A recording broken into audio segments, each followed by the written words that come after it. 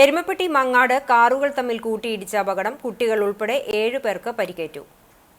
East Ottapalam സ്വദേശികളായ പുത്തൻപീടികയിൽ ഹക്കിം, സമദ്, ഷൗജദ, സുനൈന, ഹിസാന, ഷാഹിദ്, മുഹമ്മദ് സാദിഖ് എന്നിവർക്കാണ് പരിക്കേറ്റത്.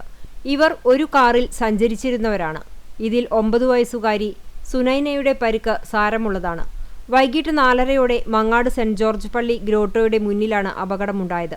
ഒറ്റപ്പാലത്ത് നിന്നും ചാവക്കാട്ടേക്ക് പോകുകയായിരുന്ന ആൾട്ടോ കാർ നിയന്ത്രണം വിട്ട് എതിരെ വന്നിരുന്ന ടാറ്റ കർവിൽ ഇടിക്കുകയായിരുന്നു.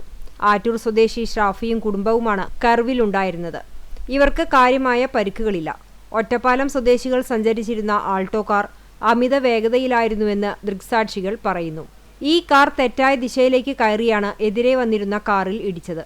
അപകടത്തിൽ ഒറ്റപ്പാലം സ്വദേശികൾ സഞ്ചരിച്ചിരുന്ന ആൾട്ടോ കാർ പൂർണ്ണമായും തകർന്നു. അപകടം കണ്ട മറ്റു യാത്രക്കാരും നാട്ടുകാരും ചേർന്നാണ് രക്ഷാപ്രവർത്തനം നടത്തിയത്. ഷാഫിയുടെ കാറിന്റെ മുൻവശവും തകർന്നിട്ടുണ്ട്. പരിക്കേറ്റവരെ എരുമപ്പെട്ടി ആക്സ് ആംബുലൻസ് പ്രവർത്തകരും 108 ആംബുലൻസ് പ്രവർത്തകരും ചേർന്ന് കുന്നംകുളം മലങ്കര ആശുപത്രിയിൽ പ്രവേശിപ്പിച്ചു.